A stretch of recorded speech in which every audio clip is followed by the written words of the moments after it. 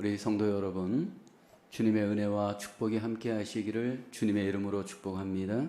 서로 옆에 분, 앞뒤에 분들 인사하겠습니다. 웰컴, 잘 오셨습니다. 환영합니다. 오늘 성경 본문은 예수님께서 이 땅에 임한 하나님 나라 일꾼에 대한 비유의 말씀을 하십니다. 이 땅에 임한 천국 하나님 나라는 예수님의 통치로 이 땅에 세워집니다. 예수님께서 이 땅에 하나님 나라를 세우실 때 혼자 세우시지 않고 일꾼들을 불러 하나님 나라를 이 땅에 세워 가십니다. 하나님 나라의 주인은 주님이시고 우리는 그 주님의 동역을 하는 귀한 일꾼들입니다. 오늘 일꾼의 비유를 하시면서 포도원의 품꾼을 비유하여서 우리에게 말씀을 하십니다. 성경에 보면 많은 비유의 말씀이 있는데 그 비유들은 항상 그 당시에 일반적이고 주변적인 것들을 끌어들여서 하나님과 하나님 나라를 이해할 수 있도록 비유하였습니다. 유대 나라는 포도원이 잘 발달된 나라입니다. 그리고 그 포도원에는 항상 고용되는 일꾼들이 있었습니다. 이 땅에 임한 하나님의 나라 일꾼들은 마치 그 포도원에 고용된 일꾼들과 같고, 이 땅에 임한 하나님의 나라는 그 포도원에 임한 그 주인의 그 통치와 같이 이 땅에 주인 되신 주님께서 통치하시는 것임을 우리에게 말씀을 합니다.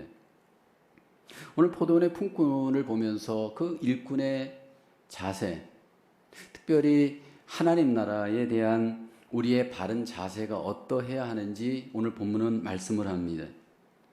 포도원을 소유한 어떤 주인이 있었습니다. 자기 포도원에 일할 일꾼들을 한 데나리온씩 약속하여 이제 포도원에서 일을 시켰습니다. 여기 아침 일찍 장터에 나가 보았더니 할 일 없이 노는 사람들이 있었습니다. 오전 9시에 그들을 불러서 포도원에 들어가라 일을 맡겼습니다. 12시에도 3시에도 또 일꾼이 부족하여서 일꾼들을 포도원에 들여보냈습니다. 오후 5시에 장터에 나가 보았는데 그때에도 노는 일꾼이 보였습니다. 왜 너는 종일토록 여기서 놀고 있느냐 물었더니 나를 품꾼으로 써주는 이가 없습니다. 그래서 또 5시에도 일꾼을 불러서 포도원에 일꾼으로 일하게 하였습니다. 이윽고 해가 저물고 하루 일을 다 마치고 난 뒤에 일당을 계산하는 시간이 되었습니다. 나중 온 사람부터 계산을 하였습니다. 한 데나리온을 주고 먼저 온 사람들은 자기들은 더 받을 것으로 기대를 했는데 똑같이 한 데나리온을 주었습니다. 그러자 한 데나리온을 받은 먼저 온 자들이 원망을 하게 되어집니다. 나중 온 사람은 1시간만 일을 했고 우리는 종일토록 수고했는데 어찌 똑같은 삭을 줍니까? 그러면서 주인을 원망하였습니다. 예수님은 이 비유를 하시면서 결론적으로 우리에게 이렇게 말씀을 합니다. 16절의 결론이죠. 이와 같이 나중된 자로서 먼저 되고 먼저 된 자로서 나중되리라. 포도원 품꾼의 이 비유를 통해서 하나님 나라의 일꾼으로 부름받은 우리가 어떻게 일꾼으로서 바르게 하나님 앞에 사역해야 할까, 일을 해야 할까 말씀합니다. 주님은 이 땅에 하나님 나라를 세우셨고 그 하나님 나라를 세우기 위해서 우리를 포도원의 품꾼처럼 고용하여 일꾼으로 사용하기를 원합니다. 주님과 함께 이 하나님 나라의 일꾼으로 동역할 때 우리에게 주님이 원하시는 바른 자세는 무엇일까요? 첫째는 하나님 나라의 일꾼은 사역하는 은혜에 감사해야 합니다. 포도원 품꾼을 불러서 일을 맡길 때 먼저 부른 사람도 있고 나중 부른 사람도 있습니다. 3절에 보면 3시에 부름을 받는 자 있고 5절에 보면 6시와 9시에 부름을 받은 자 있고 6절을 보게 되면 제11시에도 부름을 받은 자들이 있습니다. 가장 먼저는 3시, 또 늦게는 11시. 지금 시간으로 하면 유대 시간이 3시가 오전 9시, 유대의 6시는 우리의 12시, 유대의 9시는 우리의 오후 3시, 유대의 11시는 우리의 5시에 해당되어집니다. 여기 보면 다양한 시간대에 부름을 받은 일꾼들이 일을 합니다. 8절을 보게 되면 저물매 포도원 주인이 청지기에 이르되 품꾼들을 불러 나온 온 자로부터 여기에 시작하여 먼저 온 자들의 값이 삭을 줍니다. 9절에 보면 제11시에 온 자들이 와서 한 데나리온씩을 받았습니다. 포도원 주인이 일꾼들에게 똑같이 한 데나리온을 나눠 주었습니다. 먼저 온 사람이나 나중 온 사람이나 똑같이 한 데나리온을 주었을 때 이게 세상의 계산법으로 보면 옳지가 않습니다. 여러분도 경험하시지만 세상에서는 일을 한 대로 시간에 비례하여서 삭을 지불합니다. 뉴욕의 시급이 1아워에 $15면 9시간을 계산하면 얼마입니까? 계산이 딱 나오잖아요. 최소한 $135. 그죠? 하루에 받아야 됩니다. 그런데 9시간을 일을 한 사람이나 1시간을 일을 한 사람이나 똑같이 만약 여러분에게 페이를 한다면, 샐러리를 준다면 여러분 우리 속에 이건 불공정하다 생각합니다. 이것은 이치에 맞지 않고 합당하지 않다 우리는 생각을 합니다. 이 세상의 원리는 항상 능력대로 내 일한 대로 우리의 샐러리를 흥정하고 계산하고 우리는 서로 컨트랙을 맺습니다. 왜 포도원 일꾼들에게 똑같이 한 데나리온을 주인은 준 것일까요? 주님께서 오늘 한 데나리온을 준 이 비유를 통해 우리에게 강조하고자 한 하나님 나라의 일꾼에게 하나님이 먼저 기억하길 원하는 자세는 무엇일까요? 하나님께서 여기 오늘 본문에 이 포도원 주인을 통해 품꾼을 부르시고 사용할 때 근본적인 하나님의 뜻은 은혜입니다. 아무도 써주는 사람이 없는데 주인이 불러서 은혜로 포도원의 일을 맡겼습니다.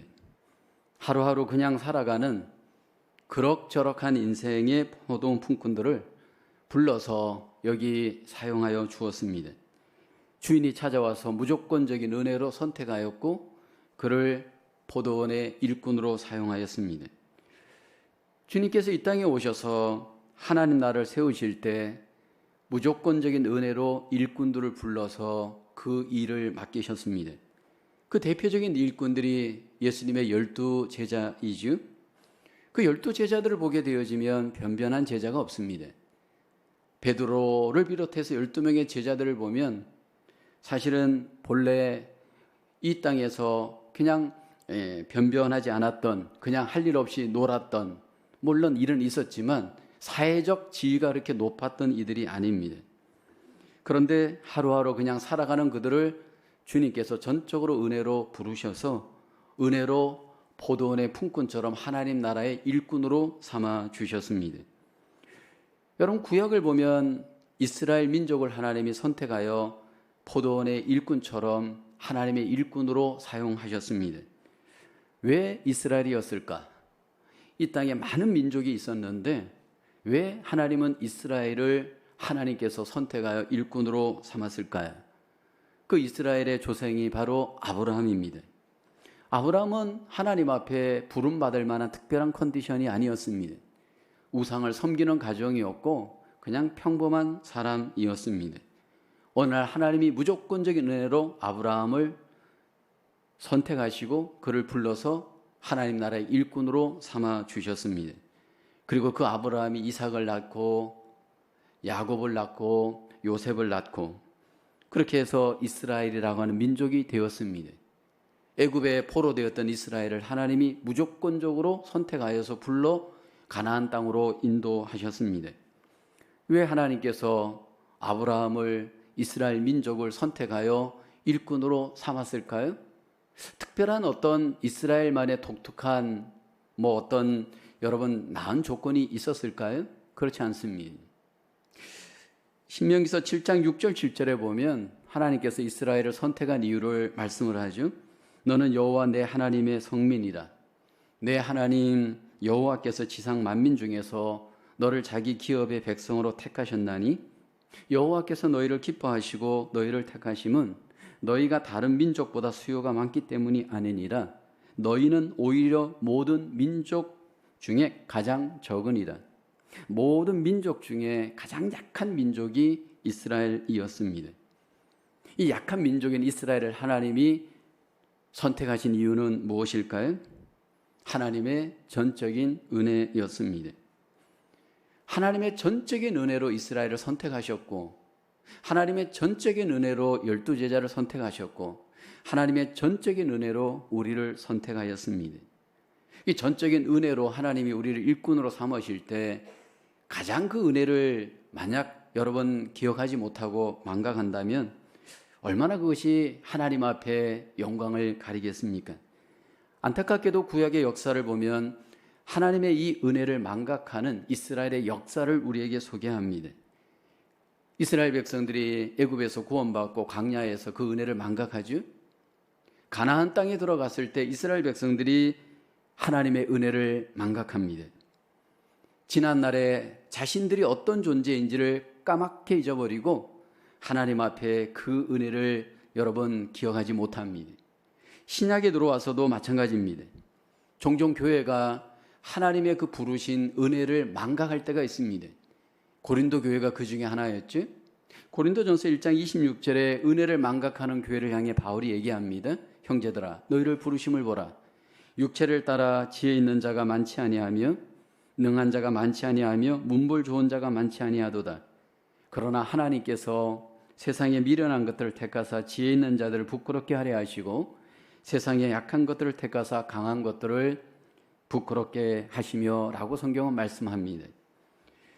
하나님께서 이 땅에서 은혜를 베풀 때 왜 하필이면 약한 자일까요? 좀 강한 자를 불러서 폼나게 하나님의 은혜를 나누어주면 더 멋있게 그 은혜가 나타날 것 같지 않나요? 근데 성경은 그렇게 얘기하지 않습니다. 약한 자를 불러서 은혜를 베푸시고 하나님께서 일꾼으로 사용하십니다. 그 이유를 성경은 이렇게 얘기합니다. 고린도전서 1장 29절에 아무 육체도 하나님 앞에서 자랑하지 못하게 하려 하심이라. 약한 자를 불러 은혜 베푸시고 일꾼 삼는 이유는 우리로 하여금 우리를 자랑하지 못하게 하기 위함입니다. 그것은 반대로 얘기하면 하나님을 자랑하고 하나님을 높이고 하나님만을 영화롭게 하기 위함입니다. 이 시간 우리가 하나님 앞에 바라봐야 될 것은 하나님께서 나를 은혜로 불러 하나님의 일꾼으로 삼아주셨다라는 그 부르심의 은혜, 우리가 망각하지 않고 감사할 수 있어야 할 줄로 믿습니다. 만약 세상을 여러분 돌아보게 되면 우리보다 더 유능한 사람들 너무 많습니다. 우리보다 잘난 사람들 너무 많습니다.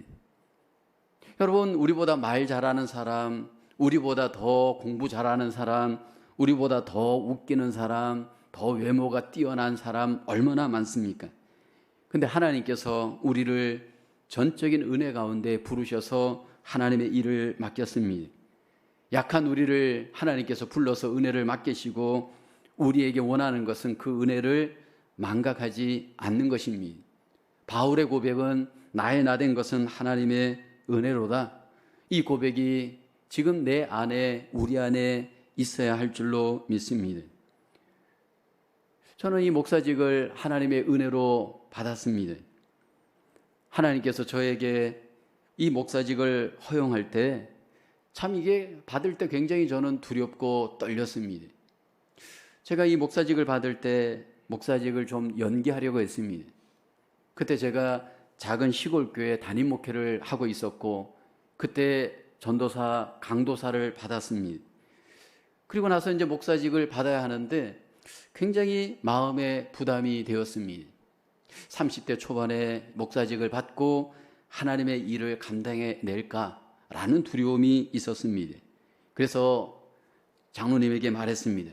제가 좀 연기하면 안 될까요? 좀 1년이나 2년 연기하고 난 뒤에 그때 제 마음이 좀 더 컴포터블하면, 평안하면 목사직을 받으면 좋겠습니다. 그랬더니 장로님이 하루는 저를 불렀습니다. 그리고 이렇게 말했습니다. 강도사님, 저희도 예배 드리고 나서 좀 축도를 좀 받고 싶습니다. 항상 주기도문으로 우리는 예배를 마치는데 좀 목사님이 축복 기도하면서 예배를 마치고 싶습니다. 그렇게 저에게 말을 했습니다. 그러고 보니까 맞습니다.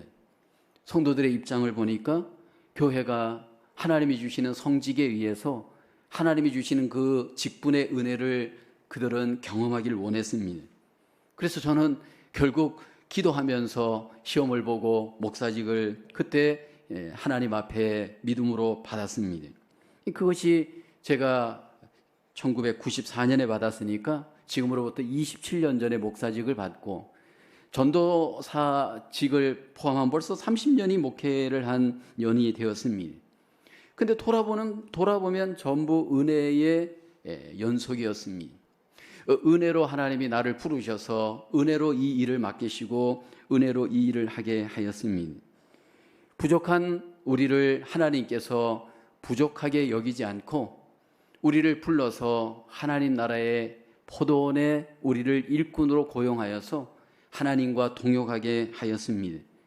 항상 우리가 이 은혜를 잊지 않길 원합니다.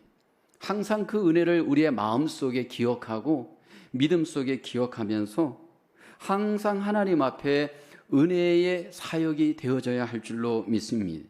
때로 인간적 보상, 인간적 인정이 우리에게 따르지 않을 수 있습니다. 그러나 하나님의 보상, 하나님의 인정을 기다리면서 은혜의 일꾼으로 하나님 앞에 우리 모두가 동역할 수 있기를 주님의 이름으로 축원합니다. 둘째로 하나님 나라의 일꾼은 서로 비교하여 경쟁하면 안 됩니다. 10절, 12절에 말씀하죠. 먼저 온 자들이 와서 더 받을 줄 알았더니 그들도 한 데나리온씩 받은지라. 받은 후 집주인을 원망하여 이르되 라고 합니다. 포도원의 일꾼들이 한 데나리온을 받자 주인을 원망하였습니다. 여기 처음 온 자들, 나중 온 자들 서로 지금 문제가 되는 이유가 이 먼저 와서 일을 한 자들이 나중 온 자들이 똑같이 한 데나리온을 받으니까 비교하여서 주인을 원망하였습니다. 여러분, 우리가 이 땅에서 하나님 나라를 일을 하다 보면 우리 안에 원망의 습관이 반드시 나올 수 있습니다. 왜냐하면 우리의 원조상인 아담과 하와가 그 안에 원망의 죄를 하나님 앞에 행합니다. 창세기 3장 11절에 하나님께서 범죄한 아담을 향해서 누가 너의 벗었음을 내게 알렸으며 내가 내게 먹지 말라 명한 그 나무 열매를 내가 먹었느냐? 하나님께서 아담에게 물었습니다. 그때 이 아담이 어떤 원망을 하느냐 하면 그때 하나님께서 여기 그 자기에게 준 그 여자 때문에 내가 먹었습니다. 그러니까 결국은 무슨 얘기를 하냐면 하나님이 왜 저에게 여자를 주어서 그 여자로 하여금 나로 하여금 선악과 열매를 먹을 수 있도록 그렇게 범죄케 행하였느냐, 그렇게 하나님께 책임을 전가하고 원망하는 아담의 모습입니다. 여러분, 우리는 우리의 잘못을 좀처럼 인정하지 않습니다. 여러분들 자기의 잘못을 잘 인정하십니까? 잘 인정하지 않는 것이 우리 인간의 원 모습입니다. 항상 우리는 나는 의롭고 나는 바르고 나는 문제가 없다라고 생각을 합니다. 정직하게 자기를 직면하는 것은 정말 쉽지 않은 일입니다. 그런데 여기 포도원의 일꾼들 여기 원망을 할 때 그 원망의 모습이 나의 모습이고 우리의 모습일 수 있는데 왜 원망할까요? 교회 일하다가 원망한 적 있지 않나요? 하나님 나라에 일하다가 원망하다가 시험 든 적 있지 않나요? 그 이유 중에 하나는 남과 나를 비교하여서 판단합니다. 내가 더 많이 일을 했고 내가 더 오래 일을 했다면 내가 더 인정을 받아야 되고 내가 더 보상을 받아야 한다 생각을 합니다. 저 사람은 나보다 덜 일을 했고 덜 모든 것들을 하나님 앞에 행하였기 때문에 나는 저 사람하고 비교할 때 더 낫다, 더 우월하다, 그래서 더 보상을 받아야 한다라는 어떤 비교의식이, 경쟁의식이 우리 안에 있을 수 있습니다. 이 비교의식과 경쟁의식이 세상의 모습입니다. 여러분, 세상에서 자배 현장에 들어가면 여러분들은 아마 엄청난 경쟁의 어떤 스트레스를 받으실 겁니다. 경쟁에서 이겨야 되고 비교해서 나야만 거기에서 살아남습니다. 경쟁자 의식을 갖고 항상 이겨야 되기 때문에 항상 그 안에는 엄청난 스트레스가 이 세상의 자배 현장에서 있습니다. 근데 하나님 나라의 일은 경쟁하거나 비교하는 일이 되어서는 안 됩니다. 하나님 나라의 일은 항상 경쟁하는 것보다는 서로 동업하고 서로 함께 거룩한 팀워크를 이루어 윈윈해야 됩니다. 나도 살고 너도 살고 우리가 살고 다 함께 하나님 안에서 이기는 것, 이것이 하나님 나라의 일입니다. 근데 우리는 이미 세상에서 비교하고 경쟁하는 것에 익숙해 있습니다. 그러다 보니까 하나님 나라의 일을 할 때에도 알게 모르게 자꾸 우리는 경쟁하고 비교하면서 나 중심으로 일을 하려고 할 수 있는 위험이 우리에게 있습니다. 특별히 우리가 교회 사역을 함께 하다 보면 교회 사역의 전방에서 일을 하시는 분들, 여러분 자꾸 그 상대방 사람과 나를 비교하면서 우위를 점하려고 하는 기싸움을 하고 주도권 싸움을 할 수 있는 위험이 얼마나 많습니까? 성경에서는 이런 부분을 우리에게 경고하죠. 고린도전서 3장 5절에 보면 그런즉 아볼로는 무엇이며 바울은 무엇이냐? 그들은 주께서 주신 대로 너희로 하여금 믿게 한 사역자들이니라. 지금 무엇을 강조하느냐 하면 비교하지 말라는 겁니다. 바울과 아볼로를 서로 비교하지 말라라는 겁니다. 하나님께서 바울에게 주신 것이 있고 아볼로에게 주신 것이 있습니다. 똑같이 주지 않고 다르게 주셨습니다. 그래서 바울은 고린도전서 3장 6절에 이렇게 말씀을 하죠. 나는 심었고 아볼로는 물을 주었으되 오직 하나님께서 자라나게 하셨느니라. 하나님께서 바울에게는 심는 은혜를 주셨고 아볼로에게는 물을 주는 은혜를 주었습니다. 무슨 얘기냐면 각각 하나님이 주신 은혜가 다르다라는 겁니다. 여러분, 우리가 서로 다름을 인정해야 됩니다. 그 다름을 비교하고 경쟁하고 서로 이기려고 해서는 안 됩니다. 다름을 함께 인정하고 공존하면서 함께 동역할 수 있는 팀워크, 이게 지금 우리에게 필요한 하나님 나라의 일꾼의 자세입니다. 저는 개인적으로 제 목회 현장에서 잊지 못하는 한 분의 목사님이 있습니다. 제가 부교육자 시절을 할 때 경험하였던 목사님이십니다. 그때 부목사님이 8분이었고 여전사님이 8분이었습니다. 근데 그 8분의 목사님 중에 가장 막내 목사님이 있었습니다. 신학교 한창 후배입니다. 근데 이분이 목회를 같이 하면서 동역을 하면서 선배 목사님들을 인정하지 않습니다. 선배 목사님들과 함께 교제하는 것 하지도 않고 항상 그는 독립군식으로 독불장군식으로 혼자였습니다. 심지어는 담임 목사님의 말도 그는 노골적으로 거부하고 항상 자기 위주였습니다. 설교를 30분만 하십시오. 그러면 50분을 합니다. 새가족분을 이렇게 하십시오. 교재를 주고 분명히 지침을 주어도 자기 나름대로의 교재를 갖고 자기 방식대로 새가족을 지도하였습니다. 뭐 이런 일들이 자꾸 이제 사역 속에 관계 속에 일어나니까 자꾸 경고를 주었습니다. 그렇게 하지 마십시오. 그런데 또 그렇게 합니다. 결국은 잘리고 말았습니다. 그리고 난 뒤에 그분의 사역의 그 다음에 소식을 들어보니까 청빙이 잘 되지도 않고 청빙을 받아간 곳에서 버티질 못해. 왜냐하면 서로 윈윈을 못하는 거예요. 팀워크를 못 이루는 겁니다. 하나님께서 우리 각자마다 고유한 은혜를 주셨습니다. 그리고 그 고유한 은혜로 각자의 자리에서 우리는 비교하지 않고 최선을 다하여 하나님 앞에 일하면 되어집니다. 여러분, 비교하게 되어지면 굉장히 낙심이 일어나고 상처가 됩니다. 목회자로서 저도 목회를 하다 보면 같은 목회자이지만 굉장히 존경할 만한 분들이 때로 있습니다. 개인적으로 저도 목회 현장에서 참 이 설교처럼 부담스러운 것 없는데 설교를 정말 잘하시는 목사님이 계십니다. 뭐 여러분도 아시겠지만 침례교 목사님 중에 이동원 목사님은 어떻게 보면 황금입이라고 할 정도로 정말 설교를 잘하시는 분입니다. 물론 지금은 은퇴를 하셨습니다. 성경 본문을 해석하는 능력, 그 본문을 적용하는 능력, 또 그 본문을 전달하는 능력, 얼마나 여러분 뛰어납니까? 그래서 그분의 설교하는 모습을 보게 되어지면 왜 나는 저렇게 설교를 못할까라고 하는 여러분 비교의식 속에 자책감이 생길 수가 있던 적이 있습니다. 또 여러분 제자훈련을 잘하셨던 돌아가신 오카는 목사님 계십니다.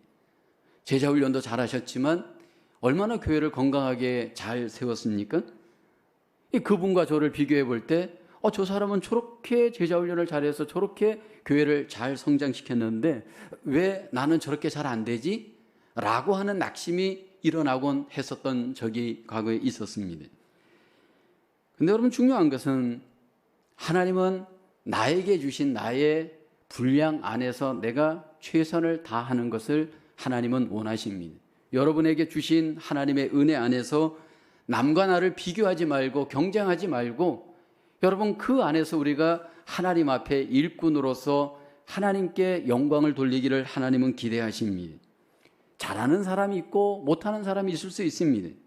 남보다 더 열심히 하는 사람이 있고 또 덜 열심히 하는 분도 있을 수 있습니다. 종종 교회에서 사역을 하다가 시험에 드는 분들 어떤 분들이냐면 나는 이렇게 열심히 하고 이렇게 잘했는데 왜 나를 인정 안 해주지? 라고 하는 데에서 오는 아픔과 상처와 원망이 있는 분들이 있습니다. 여러분 우리 속에 이 원망이라고 하는 마음, 시기라고 하는 이런 마음들이 들어올 때 그것은 하나님이 주신 마음이 아닙니다. 그것은 세상이 주는 마음이고 악한 사단과 귀신이 주는 마음입니다. 야고보서 3장 14절에 우리에게 말씀하죠. 시기와 다툼이 전부 세상적이고 정욕적이고 귀신으로부터 온 것이다 라고 성경은 말씀을 하고 있습니다. 오늘 우리 속에 혹시 원망하는 마음이 있나요? 시기하는 마음이 있나요? 그것은 주님이 주신 마음이 아닙니다. 예수 그리스도 안에서 단호하게 여러분 버릴 수 있기를 원합니다. 그리고 비교하지 말고 다시 한번 내 안에서 다시 한번 주님을 섬기는 일꾼으로서 나에게 주신 은혜 안에서 최선을 다하는 저와 여러분 되어야 할 줄로 믿습니다. 사역의 결과가 어떠하든 우리는 최선을 다하며 주신 은혜와 분량 안에서 서로 동력해야 됩니다. 서로 윈윈해야 됩니다. 서로 하나 되어야 됩니다. 서로 팀워크를 이루어야 됩니다.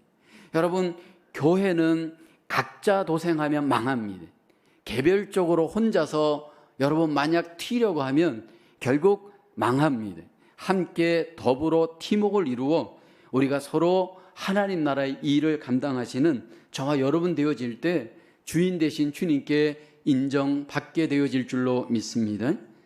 셋째로 하나님 나라의 일꾼은 자기 공로의식을 버려야 합니다. 여기 오늘 본문에 보면 오래 일을 했다라고 하는 이유로 더 받을 줄 알았습니다. 아침 9시에 와서 하루 종일 일을 한 이 일꾼은 나는 더 많이 일을 했기 때문에 더 많이 받아야 한다라고 하는 공로의식이 있었습니다. 그로 인해서 그것이 이루어지지 않을 때 결국은 원망이 일어나죠. 여러분 성경의 유대인들 성경에서 주님께서 가장 문제를 삼는 이유가 무엇입니까? 자신들이 볼 때 자기들의 그 공로감에 도취되어져 있습니다. 하나님 앞에 정말 우리처럼 하나님을 위해서 열심히 믿고 일해본 사람이 있으면 나와보라 해. 그러니까 굉장히 자기 공로감이 앞섰습니다. 하나님 앞에서 내세우는 그들의 결정적인 공로의 그 의식들, 행위들을 한번 보십시오.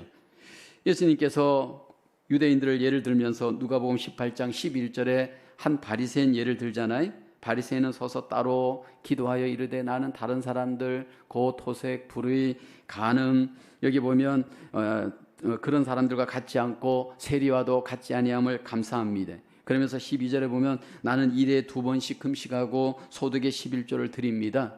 내가 했던 행위들의 그 공로의식들이 내 안에 다 기억되고 있습니다. 하나님께서 이러한 유대인들을 주님께서 기뻐하지 않잖아요. 한국에 유명하였던 목사님 중에 한경직 목사님 기억하실 겁니다. 벌써 오래전에 소천하셨죠? 세계적으로 존경을 받으실 만한 분입니다. 그분에게 아들이 있었고 그분은 아들도 목사님이셨습니다.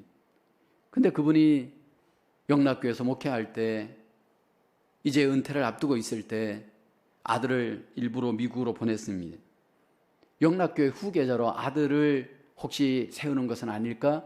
사람들에게 오해를 받는 것을 두려워했기 때문입니다. 그래서 그것을 사전에 방지하고 그냥 아들을 빨리 떠나 보냈습니다. 여러분, 이 공로의식이라고 하는 게 목회자도 자칫하면 가질 수가 있습니다. 또 여러분들도 분명히 공로의식을 가질 수가 있습니다. 이 자기 공로감이 우리 안에 있게 되어지면 여러분 정말로 이제 그때부터 얼마나 문제가 되는지 모릅니다.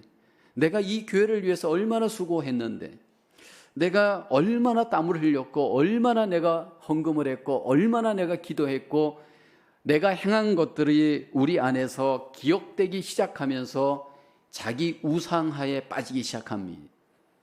그러면서 여러분 우리 안에 자기 공로감이 이렇게 있게 되어지면 항상 나는 이 교회에서 인정받아야 되고 높임을 받아야 되고 나 아니면 여러분 안 된다라고 생각하는 그런 의식이 우리 안에 있을 수 있습니다. 여러분 이게 누구도 예외가 없습니다. 저도 여러분도 예외가 없습니다. 여러분 이 공로의식이 우리 안에 어떻게 사라질 수 있을까요? 이 사람이 마음을 어떻게 갖느냐에 따라서 엄청난 차이가 있습니다. 공로의식 대신에 하나님이 우리에게 원하시는 자세는 항상 우리 속에 빚진 자의 자세를 가지셔야 됩니다. 나는 아무것도 아닙니다. 반대로 공로의식은 뭐냐면 나 때문에 되었다라는 겁니다. 나 아니면 안 된다라는 겁니다. 여러분 나 아니면 안 될 것처럼 우리는 생각할 때가 많이 있잖아요. 절대로 그렇지 않습니다. 목사인 저도 여러분도 내가 없으면 안 될 것 같이 우리는 생각하지만 다 됩니다. 왜냐하면 주님의 교회는 주님이 주인이시기 때문에 주님이 다 일을 하십니다. 그래서 주님이 우리에게 원하는 것은요, 끝까지 주님이 원하는 정신, 주님이 원하는 마음으로 주님의 일을 행해야 됩니다. 하나님의 일을 하다 보면 언젠간 그 일을 내려놓을 때가 옵니다.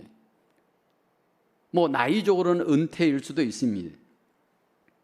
여러분 어떤 경우이든 그 일을 내려놓을 때 마무리하는 게 정말 쉽지가 않습니다. 이 마무리할 때 딱 가보면 이제 여러분 여러 가지의 문제들이 종종 발생합니다. 한국의 어떤 은퇴 목사님 중에 좋은 본을 보이신 목사님이 한 분 계십니다. 한국의 100주년 기념교회 목회를 13년 하다가 은퇴를 하신 이재철 목사님이란 분이 있습니다. 그분이 은퇴하면서 이제 은퇴 마지막 설교를 이렇게 했습니다. 여러분, 나를 철저하게 버려 주십시오. 개척하여서 이렇게 교회가 되었고 크게 된 그 교회의 마지막 설교는 나를 버려달라는 거였습니다. 그리고 경남 거창의 시골로 내려갔고 한 평에 100불 정도 되어지는 작은 땅을 몇 평 사서 거기에 작은 집을 짓고 결국 살게 됩니다. 왜 그는 자기를 버려달라고 이야기를 했을까요? 여러분 만약 전임자를 버리지 않으면 후임자가 살아남을 수 없습니다. 만약 전임자가 너무 기억되어지면 후임자가 소신껏 목회할 수 없습니다. 만약 여러분 이 교회에 원로 목사가 딱 버티고 앉아가지고 공로감을 앞세우면서 만약 여러분 교인들을 뒤에서 이러쿵저러쿵 말하고 간섭해 오십시오. 주님의 교회가 주님의 교회로서 세워질 수 있나요? 이것은 목사만 그런 게 아닙니다. 평신도들도 마찬가지입니다. 항상 하나님의 교회를 내가 핸들링 하려고 하면 안 됩니다. 내가 좌지우지하고 내 방법대로 내 생각대로 내 기준대로 여러분 교회는 좌지우지하려고 하는 순간 깨어집니다. 그러는 순간 주님께서는 기뻐하지 않습니다. 나에게는 무익한 종의 의식이 있습니까? 하나님은 다시 한번 이 시간 우리가 무익한 종의 의식을 갖고 하나님 앞에 우리가 일하기를 소원합니다. 특별히 우리가 하나님 나라의 부름을 받은 일꾼으로서 처음도 중요하지만 마지막이 더 중요한 것 같습니다. 처음도 잘해야 되지만 과정도 잘해야 되고 더 중요한 것은 마지막이 더 아름답게 마무리할 수 있는 그러한 저와 여러분 되어야 할 줄로 믿습니다. 하나님께 영광을 돌리는 일꾼인가요? 저도 여러분도 그렇게 되기를 소원합니다. 그러기 위해서 끊임없이 싸워야 될 것은 내 안에 나일 겁니다. 날마다 자기를 다시 한번 돌아보면서 내려놓고 더 내려놓을 수 있기를 원합니다. 그리고 다시 한번 주님이 원하시는 그 일에 우리가 일꾼으로서 거룩하게 소명자로 사명자로 쓰임받는 저와 여러분 되어질 때 하나님께 영광이 되어지고 이 땅에 하나님 나라가 세워지고 하나님의 놀라운 역사가 열매로 맺게 되어지는 줄로 믿습니다. 지금 이 땅에 하나님 나라가 이루어지고 있습니다. 하나님은 우리를 부르셔서 그 나라를 함께 이루어가기를 소원하십니다. 그래서 저와 여러분들 부르셔서 그 일꾼으로 우리를 사용하십니다. 그 부름받은 일꾼으로서 내 안에 그 은혜에 감사하고 또 감사할 수 있는 은혜에 감사하는 일꾼으로 하나님의 일꾼으로 동역할 수 있기를 원합니다. 옆을 자꾸 바라보면서 비교하고 경쟁하지 마시고 서로 돌아보고 서로 팀을 이루어 함께 동역하며 함께 팀워크를 이루며 우리가 주님의 나라의 일을 감당할 수 있어야 할 줄로 믿습니다. 철저하게 나를 부인하고 내 공로감을 내려놓고 주님, 나는 무익한 종입니다. 다시 한번 주님만을 의식하고 종의 의식을 갖고 주님과 더불어 동역하며 동역자들과 동역하며 하나님 앞에 영광을 돌리는 하나님 나라의 귀한 일꾼으로 우리 모두가 다시 한번 승리할 수 있기를 주님의 이름으로 기원하겠습니다. 하나님 아버지, 오늘도 함께 주의 말씀을 마태복음을 통해서 듣게 하심을 감사합니다. 우리를 초대하여서 하나님 나라의 일꾼으로 삼으신 하나님, 그 은혜를 항상 기억하며 은혜 안에서 하나님이 우리에게 맡겨준 사명을 감당하는 하나님의 귀한 일꾼들 되게 하여 주시옵소서. 하나님, 우리를 남과 비교하지 않게 하시고 경쟁하지 않게 하시고 서로 함께 팀을 이루고 하나를 이루어 하나님 놀라운 하나님 나라의 일꾼으로 승리할 수 있도록 하나님의 귀한 일꾼들을 붙잡아 주시옵소서.